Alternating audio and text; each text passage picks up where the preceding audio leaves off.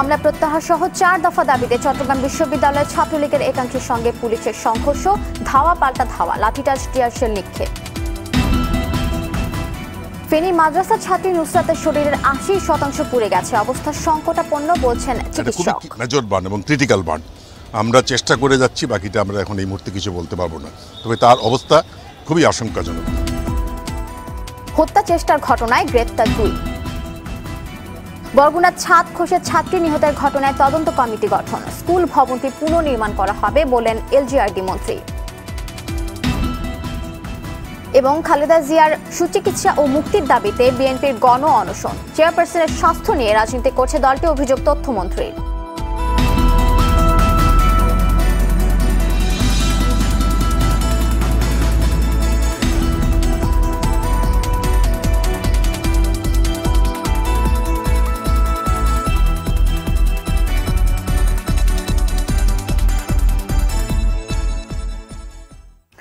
আসসালামু আলাইকুম, স্বাগত জানাচ্ছি RTV দুপুরের সংবাদে। শুনছিলেন মার্কেন্টাইল ব্যাংক শিরোনাম, পুরোটা সংবাদে আপনাদের সঙ্গে আছি আমি আফসানা সুরাইয়া। বিস্তারিত সংবাদ। চট্টগ্রাম বিশ্ববিদ্যালয়ে পুলিশের সাথে ছাত্রলীগের ধাওয়া পাল্টা ধাওয়া ও সংঘর্ষ হয়েছে, এতে পুলিশ সহ আহত হয়েছেন কমপক্ষে 5 জন। সকালে মামলা প্রত্যাহার সহ কয়েকটি দাবিতে অবরোধ কর্মসূচি চলার সময় এই সংঘর্ষ হয়। আটক 6 কর্মীর মুক্তি ও হাটহাজারী থানার ওসির প্রত্যাহার সহ কয়েকটি দাবিতে সকাল থেকে বিশ্ববিদ্যালয়ের প্রধান ফটকে তালা লাগিয়ে বিক্ষোভ করে ছাত্রলীগের একাংশ। পাশাপাশি শাটল ট্রেন চলাচলও বন্ধ করে দেওয়া হয়। এক পর্যায়ে প্রধান ফটক থেকে আন্দোলনকারীদের সরিয়ে দিতে গেলে পুলিশের সাথে তাদের সংঘর্ষ বাধে। পরিস্থিতি নিয়ন্ত্রণে টিয়ারশেল নিক্ষেপ ও লাঠি পেটা করে পুলিশ। বিক্ষুব্ধরাও পুলিশকে লক্ষ্য করে ইট পাটকেল ছোড়ে। সংঘর্ষের ঘটনায় বিশ্ববিদ্যালয় ক্যাম্পাসে থমথমে অবস্থা বিরাজ করছে।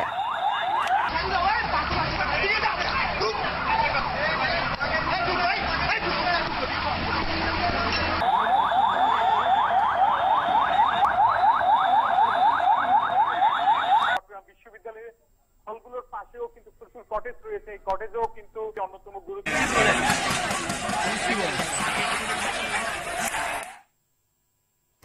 দর্শক, এই মুহূর্তে চট্টগ্রাম বিশ্ববিদ্যালয়ে আছেন সহকর্মী কাজী মঞ্জুরুল ইসলাম, সরাসরি যুক্ত হচ্ছেন তিনি। মঞ্জু,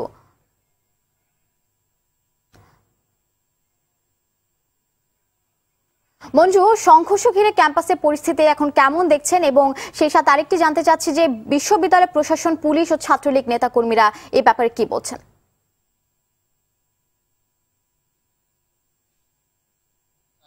সকাল থেকে 4 দফা দাবিতে ছাত্রলীগ নেতাকর্মীরা চট্টগ্রাম বিশ্ববিদ্যালয়ে শাটল ট্রেন অবরোধ করে, এর পাশাপাশি চট্টগ্রাম বিশ্ববিদ্যালয়ের যে মেইন গেট আছে সেই মেইন গেটও তারা অবরোধ করে বিক্ষোভের এক পর্যায়ে বেলা 11:30টার দিকে এই মেইন গেট থেকে ছাত্রলীগ নেতাকর্মীদেরকে পুলিশ সরিয়ে দেওয়ার চেষ্টা করলে তাদের সাথে ছাত্রলীগ নেতাকর্মীদের সাথে পুলিশের ধাওয়া পাল্টা দেওয়া এবং ইট পাটকেল নিক্ষেপের ঘটনা ঘটে এবং ছাত্রলীগ নেতাকর্মীদেরকে ছত্রভঙ্গ করে দেওয়ার জন্য নিক্ষেপ করে মূলত ছাত্রলীগ নেতাকর্মীদের সরিয়ে দেওয়া হয়েছে। এখন বর্তমানে ছাত্রলীগ নেতাকর্মীরা বিভিন্ন হলে এবং বিভিন্ন স্থানে অবস্থান করছে। ক্যাম্পাসে এক ধরনের উত্তেজনা বিরাজ করছে। আমরা দেখছি যে ঘটনার পরে ক্যাম্পাসে অতিরিক্ত পুলিশ মোতায়েন করা হয়েছে। আর ঘটনার পর ছাত্রলীগ নেতাকর্মীরা বলছেন যে তাদের যে ছাত্রলীগ নেতাকর্মী আটক হয়েছে, তাদের আটক করে অস্ত্র মামলা দেওয়া হয়েছে, তাদেরকে মুক্তি দিতে হবে। এর পাশাপাশি তারা হাটহাজারী থানার ওসির অপসারণ দাবি করেছেন এবং প্রক্টরের পদত্যাগ দাবি করেছেন। তবে প্রশাসনের পক্ষ থেকে বলা হচ্ছে যে ছাত্রলীগের পক্ষ থেকে আসলে কিছুদিন পরপরই চট্টগ্রাম বিশ্ববিদ্যালয়ে সংঘর্ষের ঘটনা ঘটে এবং যাদেরকে মূলত অস্ত্র সহকারে ঘটনাস্থলে পাওয়া গিয়েছে তাদেরকে আটক করা হয়েছে। আর প্রশাসনের পক্ষ থেকে বলা হচ্ছে, পুলিশ প্রশাসন বলছে যে তাদেরকে আসলে যে 1 নম্বর গেট থেকে তুলে দেওয়ার চেষ্টা করা হয়েছিল, তারা উঠতে না চাওয়ার কারণে আসলে পুলিশের সাথে তাদের এই সংঘর্ষের ঘটনা ঘটে এবং সংঘর্ষে আমরা জানতে পেরেছি যে পুলিশ এবং ছাত্রলীগের প্রায় 6-7 জন নেতাকর্মী আহত হয়েছেন এবং 2 জনকে আটক করার কথাও আমরা জানতে পেরেছি। এছাড়া এখন ক্যাম্পাসে আসলে এক ধরনের চাপা উত্তেজনা বিরাজ করছে এবং ক্যাম্পাসের গুরুত্বপূর্ণ মোড়গুলিতে পুলিশ মোতায়েন করা হয়েছে। এই ছিল আমার কাছে চট্টগ্রাম বিশ্ববিদ্যালয় থেকে ছাত্রলীগ এবং পুলিশের সংঘর্ষের ঘটনার সর্বশেষ। মঞ্জু, আপনাকে ধন্যবাদ। দর্শক, চট্টগ্রাম থেকে জানাচ্ছিলেন কাজী মঞ্জুরুল ইসলাম। বরিশাল বিশ্ববিদ্যালয়ে একাডেমিক ও প্রশাসনিক কার্যক্রম চালু ঘোষণার পর তা প্রত্যাখ্যান করে আন্দোলন চালিয়ে যাচ্ছে শিক্ষার্থীরা। উপাচার্যের পদত্যাগের দাবিতে সকালে ক্লাস ও পরীক্ষা বর্জন করে তারা বিশ্ববিদ্যালয়ের একাডেমিক ভবনের প্রধান ফটক আটকে অবস্থান নেয়। আন্দোলনকারীদের দাবি, উপাচার্যের পদত্যাগ বা ছুটিতে যাওয়ার বিষয়টি লিখিত আকারে না পাওয়া পর্যন্ত আন্দোলন চালিয়ে যাবেন তারা। শনিবার রাতে বিশ্ববিদ্যালয়ের রেজিস্ট্রার ডক্টর হাসিনুর রহমান স্বাক্ষরিত এক নোটিশে আজ থেকে ক্লাস ও পরীক্ষা সহ যাবতীয় কার্যক্রম চালুর ঘোষণা দেওয়া হয়।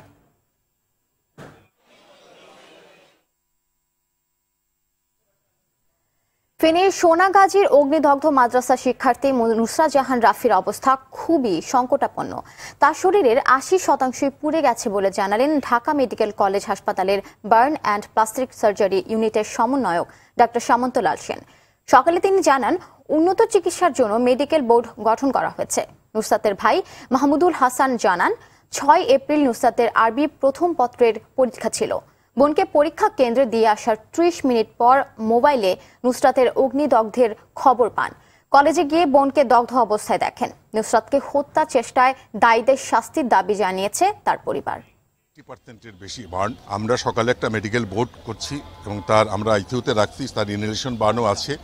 এটা খুবই মেজর বার্ন এবং ক্রিটিক্যাল বার্ন। আমরা চেষ্টা করে যাচ্ছি, বাকিটা আমরা এখন এই মুহূর্তে কিছু বলতে পারবো না।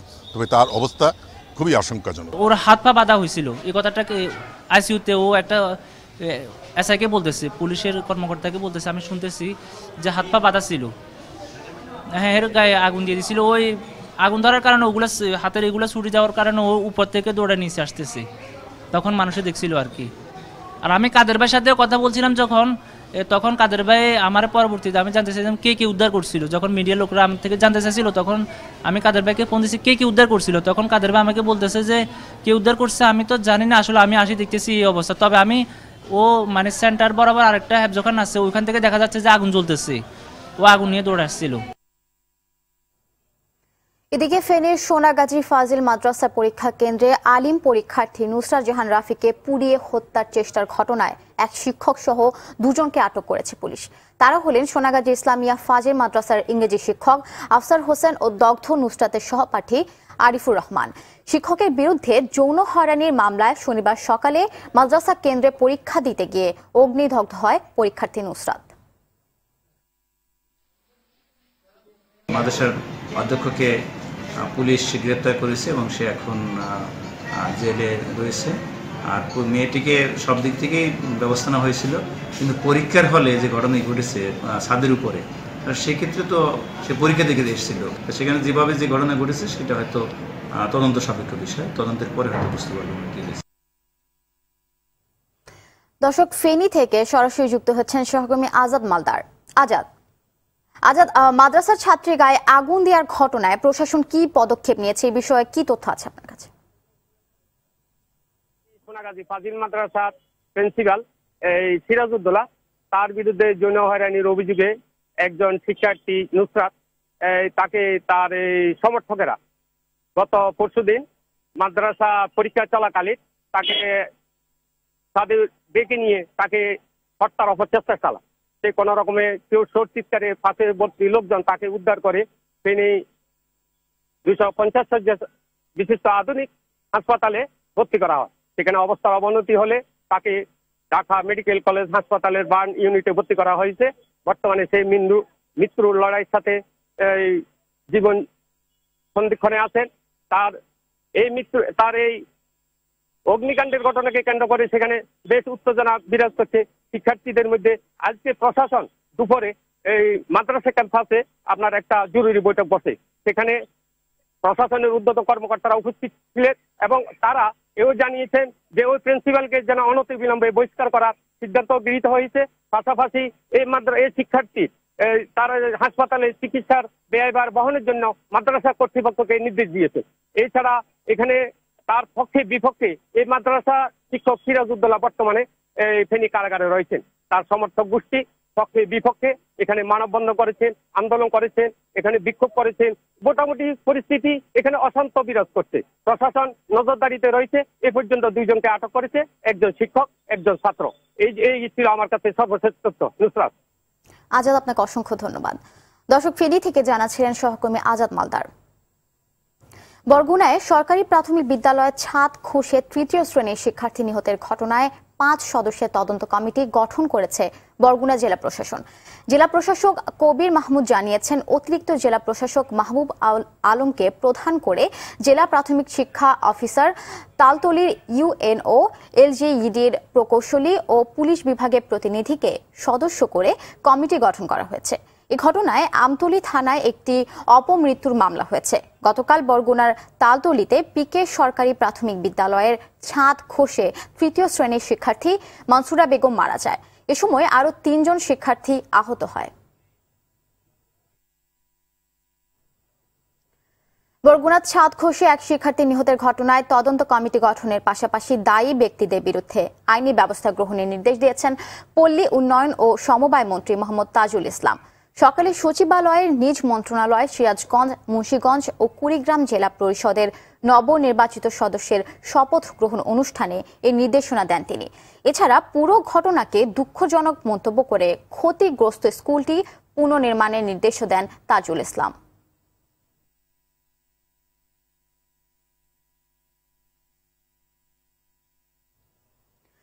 প্রধানমন্ত্রী শেখ হাসিনার সঙ্গে সৌজন্য দেখা করেছেন বাংলাদেশে নিযুক্ত ইতালির রাষ্ট্রদূত এনরিকো নুনজিয়াতা ও যুক্তরাষ্ট্রের এশীয় প্রশান্ত মহাসাগরীয় বিষয়ক মন্ত্রী মার্ক ফিল্ড। দেখা করতে সকালে প্রধানমন্ত্রী তেজগাঁও কার্যালয়ে যান তারা। প্রথমে প্রধানমন্ত্রীর সঙ্গে বৈঠক করেন ইতালির রাষ্ট্রদূত। এ সময় দুদেশের বন্ধুত্বপূর্ণ সম্পর্ক উন্নয়নে বিভিন্ন বিষয়ে কথা বলেন তারা।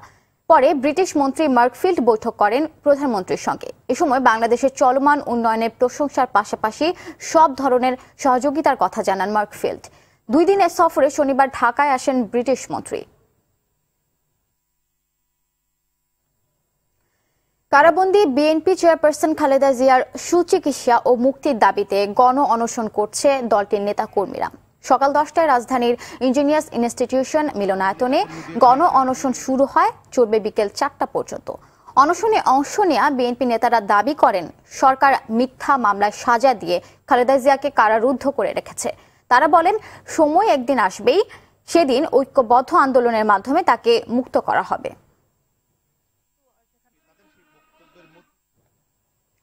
কুমিল্লা 14 গ্রামে বাসে আগুন দিয়ে পুড়িয়ে হত্যার ঘটনায় দায়ের করা মামলায় বিএনপি চেয়ারপারসন খালেদা জিয়াকে হাইকোর্টে দেয়া জামিন বহাল রেখেছেন সুপ্রিম কোর্টের আপিল বিভাগ। প্রধান বিচারপতির নেতৃত্বাধীন 4 বিচারপতির আপিল বেঞ্চ আজ এ আদেশ দেন। আদালতে খালেদার পক্ষে advocate Khandakar Mahbub Hossain, advocate A J Mohammad Ali এবং রাষ্ট্রপক্ষে attorney general Mahbubey Alam, deputy attorney general doctor Mohammad Bashirullah শুনানি করেন। 2015 সালের 2রা ফেব্রুয়ারির ঘটনায় পরদিন 14 গ্রাম থানায় হত্যা মামলা করে পুলিশ।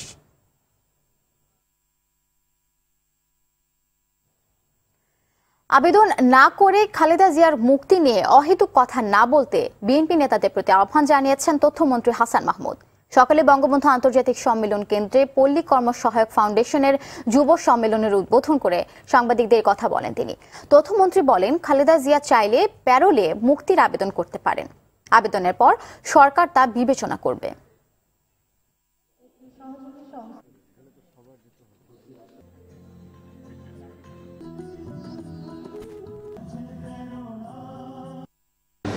মনে হচ্ছে যে তারা সবাই এক একজন বিশেষজ্ঞ ডাক্তার।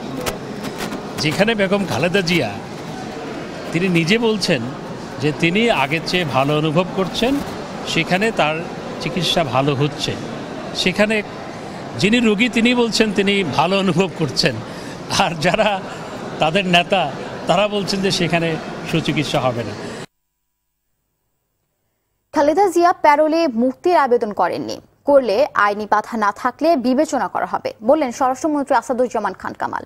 দুপুরে রাজধানী মিরপুরে পুলিশ স্টাফ কলেজে ট্রান্সন্যাশনাল ক্রাইম সার্ক পার্সপেক্টিভ শীর্ষক আন্তর্জাতিক কোর্সের উদ্বোধনী অনুষ্ঠানে কথা বলেন তিনি।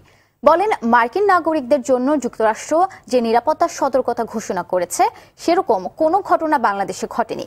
এদিকে আগামী 9 এপ্রিল পাবনায় 614 জন চরমপন্থী আত্মসমর্পণ করবে জানিয়ে তাদের স্বাভাবিক জীবনে ফিরতে আইনি সহায়তা দেওয়ারও আশ্বাস দেন স্বরাষ্ট্রমন্ত্রী। স্যাংশন দেওয়ার মানে কোনো প্রশ্ন আসে না। আমি তখন বলেছিলাম, যদি তিনি আবেদন করেন আমরা পরীক্ষা নিরীক্ষা করব। আমাদের যদি আইনের কোনো মানে থাকে তাহলে এটা পরীক্ষা করে আমরা জানাবো আপনাকে। আমরা এটা দেখেছি তাদের এটা প্র্যাকটিস হয়ে গিয়েছে, মাঝে মাঝেই তারা বিভিন্ন ধরনের অ্যালার্ট ঘোষণা করেন। সারা বাংলাদেশে এই ধরনের ঝুঁকি, কোনো ধরনের আমাদের কাছে ইনফরমেশন আমাদের কাছে নেই।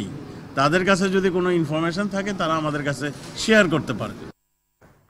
চট্টগ্রামের সীতাকুণ্ডের বারুবকুণ্ড এলাকায় ঢাকা চট্টগ্রাম মহাসড়কে চট্টগ্রামমুখী লেনে ট্রাক ও ক্রেনের মধ্যে সংঘর্ষে ট্রাক চালকের মৃত্যু হয়েছে।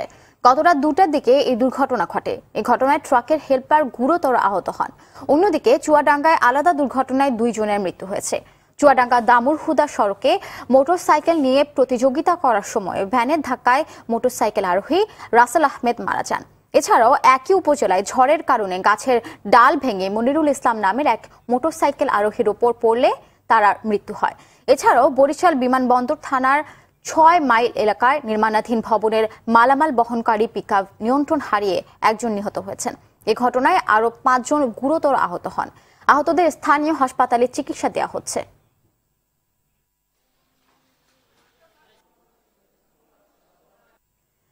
ফেনী নদী থেকে অবৈধভাবে বালু উত্তোলন এবং অপরিকল্পিতভাবে বাঁধ দিয়ে মাছের ঘের তৈরির কারণে বিলীন হওয়ার পথে সোনাগাজী উপজেলার 4টি গ্রাম। নিজেদের ভিটে মাটির সহায় সম্বল নিয়ে উদ্বিগ্ন স্থানীয়রা। প্রশাসনের সহায়তা চাইলেন অনেকে। ফেনী প্রতিনিধির পাঠানো তথ্যচিত্র জানাচ্ছেন মাসুদ মুস্তাহিদ। নদী ভাঙনের মুখে পড়ে বিলীন হওয়ার পথে সোনাগাজী উপজেলার আমিরাবাদ ইউনিয়নের পূর্ব চর কৃষ্ণজয়, গুচ্ছগ্রাম, চর লামছি, ডুব্বা, পূর্ব সোনাপুর এবং বাদামতলী সহ নদীর পাশের গ্রামগুলো। স্থানীয়রা বলছেন, চট্টগ্রামের মিরসরাই ও ফেনীর সোনাগাজী উপজেলার প্রভাবশালী মহল ফেনী নদী থেকে অবৈধভাবে বালু উত্তোলন ও নদীর মাঝখানে অপরিকল্পিতভাবে বাঁধ দিয়ে মাছ চাষের কারণে নদীর গতিপ্রবাহ বাধার সম্মুখীন হয়ে ভাঙন সৃষ্টি করছে। দ্রুত স্থায়ী হোক আর অস্থায়ী হোক একটা তাকে কি বাদ করি বা পলক সিস্টেমে যে বা বালি সিস্টেমে বস্তা ভরি দিয়ে অন্তকে এখানে পানি নদীর ভাঙ্গা রোধ করতে হইব। নদীর প্রকৃত গতিপথটা ফিরিয়ে আনার জন্য যেন পানি উন্নয়ন বোর্ড সর্বোপরি কাজ করে এবং আমাদের যে জনবসতি আছে সেটাকে যেন থাকার মতো একটা অবস্থা তৈরি করে দেয়। ইতিমধ্যে এলাকার প্রায় শতাধিক বাড়িঘর নদীর গর্ভে বিলীন হয়ে গেছে। অবস্থা বেগতিক দেখে চিন্তিত স্থানীয় প্রতিনিধিরাও। অবৈধভাবে বালু উত্তোলন এবং এই মৎস্য খামারগুলা পরিহার করে বাগা নদীর সোজা করে একটা বাঁধ নির্মাণ করে আমাদের অত্র অঞ্চলকে বাঁচানোর জন্য আমাদের জোর দাবি। এই ভাঙ্গর প্রতিরোধের জন্য দ্রুত ব্যবস্থা নেওয়া যায়, এটা একটা বিহিত করবেন বলে আশা রাখি। স্থানীয় সংসদ সদস্য সমস্যা সমাধানের আশ্বাস দিয়ে জানান, দীর্ঘমেয়াদী পরিকল্পনার দিকে যাচ্ছে প্রশাসন। জিও ব্যাগের মাধ্যমে হোক, বোল্ডার দিয়ে হোক, যেভাবে হোক এই ভাঙনটাকে রোধ করা যায় কিভাবে সেটা প্রচেষ্টা হচ্ছে। 1 নম্বর কাজ করতে লাগবে এবং পরবর্তীতে যেটা করতে হবে বালু উত্তোলনটা পরিকল্পিতভাবে যদি করতে হয় পরিকল্পিতভাবে করতে লাগবে। নদী ভাঙন রোধের পাশাপাশি বন্যা নিয়ন্ত্রণে দ্রুত বাঁধ নির্মাণের দাবি স্থানীয়দের। মাসুদ মুস্তাহিদ, RTV। কালবৈশাখী ঝড়ে যশোর সহ কয়েক জেলায় বাড়িঘর ও ফসলের ব্যাপক ক্ষতি হয়েছে। গতরাতের ঝড়ে যশোরের 8টি উপজেলায় ফসল ক্ষতিগ্রস্ত হয়। আম ও লিচু বাগানে বেশি ক্ষতি হয়েছে। বিভিন্ন স্থানে উপড়ে পড়েছে গাছপালা। কৃষির ক্ষয়ক্ষতি নিরূপণে কাজ শুরু করেছে কৃষি সম্প্রসারণ অধিদপ্তর। এদিকে চুয়াডাঙ্গায় ঝড় বৃষ্টিতে আম ও লিচুর গুটি ঝরে যাওয়ায় লোকসানের শঙ্কায় কৃষকরা। ভুট্টা, বোরো ধান, কলা, পেঁপে সহ বিভিন্ন ফসলেরও ক্ষতি হয়েছে। মাদারীপুরে কালবৈশাখী ঝড়ে ক্ষতিগ্রস্ত হয়েছে শতাধিক বাড়িঘরে। ঝড়ের আহত হন কমপক্ষে 6 জন। গাছপালা উপড়ে পড়ায় কয়েক স্থানে বিদ্যুৎ সংযোগ বিচ্ছিন্ন রয়েছে।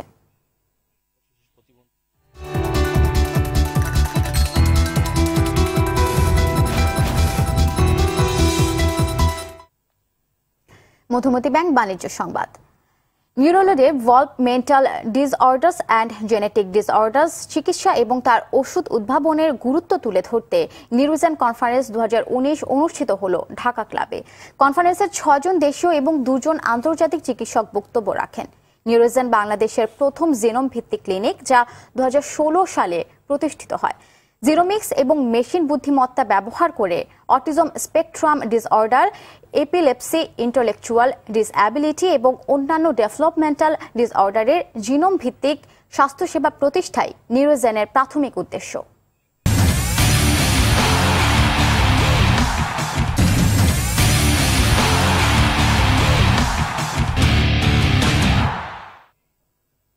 মধুমতি ব্যাংক বঙ্গমাতা আন্তর্জাতিক গোল্ড কাপের খবর। বাংলাদেশ ফুটবলে সাম্প্রতিক সাফল্য আসছে নারী দলের হাত ধরে।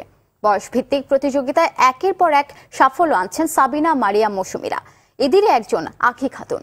রক্ষণভাগের খেলোয়াড় হয়েও গোল করতে বাগ করাতে জুড়ি নেই তার। তবে আঁখির ফুটবলার হয়ে ওঠার পথটি মোটেই সহজ নয়। একদিকে দরিদ্রতা, অন্যদিকে সামাজিক প্রতিবন্ধকতার বিরুদ্ধে লড়াই করতে হয়েছে তাকে। সিরাজগঞ্জের তাঁতি পরিবারের মেয়ে আঁখির ফুটবলার হয়ে ওঠার গল্প শোনাচ্ছেন মমিন রোহন। দেখুন ধারাবাহিক রিপোর্টের দ্বিতীয় পর্ব। আঁখি খাতুন বর্তমান বয়সভিত্তিক নারী ফুটবল দলের নির্ভরতার প্রতীক। 16 বছর বয়সী আঁখির বেড়ে ওঠা সিরাজগঞ্জের শাহজাদপুরের পাটখোলা গ্রামের এক দরিদ্র পরিবারে। খেলেন রক্ষণ ভাগে, তবে গোল করতে কিংবা গোল করাতে তার জুড়ি মেলা ভার। কঠোর পরিশ্রম আর প্রখর ইচ্ছাশক্তির মাধ্যমে এরই মধ্যে সবার আস্থা অর্জন করেছেন আঁখি। তবে তার ফুটবলার হয়ে ওঠার পেছনে সবচেয়ে বড় ভূমিকা তাঁত শ্রমিক বাবা আক্তার হোসেনের। ফ্যামিলির প্রথম থেকেই সাপোর্ট ছিল যে আমি ভালো একটা প্লেয়ার হব। বিশেষ করে আমার আব্বু খবরে দেখতে পাইছিল যে এই স্টেডিয়ামে মেয়েদের আন্ডার 16 খেলা হচ্ছিল। তখন আমার এসে বলে, তখন আব্বু আমার অনেকগুলো কথা বলে যে খেলাধুলা করো না কেন, দেখো তোমার বয়সী মেয়েরা টিভিতে খেলতেছে। একজন মেয়ে হয়ে খেলবেন ফুটবল, তাও আবার ছেলেদের সঙ্গে। বিষয়টি যেন মানতেই পারছিলেন না গায়ের অনেকে। তবে লোকের কথায় কান দেননি তারা। গ্রামের মানুষ অনেক কথা বলতো যে মেয়ে খেলবে, তো আবার হাফ প্যান্ট পরে কেমন দেখায় ছেলেদের ভিতরে খেলাধুলা করে। আম্মু দাদি তো কিছু বলতো না, শুধু শুনতো, আমারে কিছু বলতো না। আমারে বললে যদি আমার কনসেন্ট্রেশন ব্রেক হয়ে যায়। বাবার ইচ্ছা হয়ে গেছে নিজের স্বপ্ন, সে লক্ষ্য পূরণে দুর্নিবার আঁখি খাতুন। ফুটবল মাঠের সবুজ ক্যানভাসে পায়ের কাঁড়িকুড়িতে আঁকা আলপনায় জয় করে চলেছেন ভক্তদের মন। ভালো খেলার স্বীকৃতি মিলেছে স্বয়ং প্রধানমন্ত্রী শেখ হাসিনার হাত থেকে। সেই মুহূর্তটা দারুণভাবে আন্দোলিত করেছে তাকে। বাড়িতে যখন থাকতাম তখন তো টিভিতে দেখতাম, আর সেই মুহূর্তটার সামনে দেখতে পারছি, তো ভালো লাগছে। ওনার দিকে তাকিয়েছিলাম, তো ওনার থেকে আমি একটু লম্বা হয়েছিলাম, তো আমাকে মাথায় হাত দিয়ে বলছিল তুমি তো অনেক লম্বা, ভালো করে চেষ্টা করো, ভবিষ্যতে ভালো কিছু করতে পারবা। তো তখন আরো ভালো লাগছে। জাতীয় পর্যায়ে খেলার স্বপ্ন পূরণের পাশাপাশি দরিদ্র পরিবারে ফিরেছে সচ্ছলতা, কিন্তু নিজেকে ছাড়িয়ে যাওয়ার নেশা এতটুকু কমেনি আঁখি খাতুনের। চেষ্টা করতেছি, বঙ্গমাতা বাংলাদেশ সরকার প্রধান শেখ হাসিনা এই টুর্নামেন্টটা ছাড়ছে, তো আমরা চেষ্টা করব যে ভালো খেলার, যেহেতু বাংলাদেশে আমাদের নিজের মাঠে খেলা। দারিদ্রতা কিংবা সামাজিক প্রতিবন্ধকতার জাল ছিন্ন করে নিজের স্বপ্ন পূরণে এদেশের হাজারো নারীর এগিয়ে চলার উজ্জ্বল উদাহরণ হতে পারেন আঁখি খাতুন। মমিন রোহন, RTV, ঢাকা।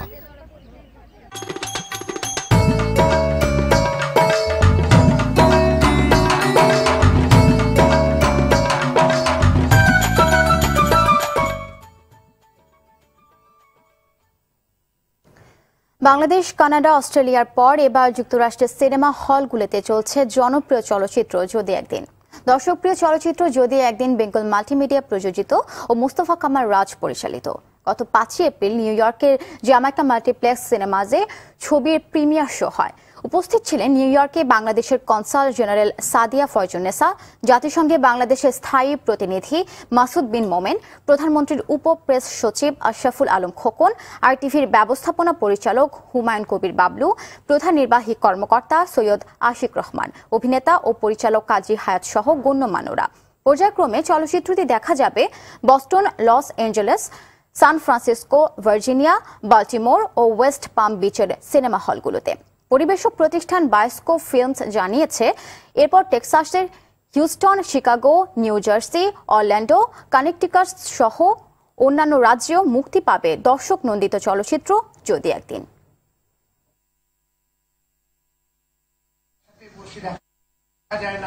সেখানে আপনার ভালো গল্প নাই, ভালো শব্দের ব্যবহার নাই, সেই জায়গা থেকে ফিরিয়ে আনার জন্য একটি বড় চেষ্টায় সবাইকে নামতে হবে, এবং সেই কাজটা আমরা করছি যাতে সবাই আবার পরিবার নিয়ে সিনেমা হলে আসতে পারে। দর্শক, দুপুরের সংবাদ শেষ করব, তবে তার আগে মার্কেন্টাইল ব্যাংক শিরোনামগুলো জানিয়ে দিচ্ছি আরো একবার।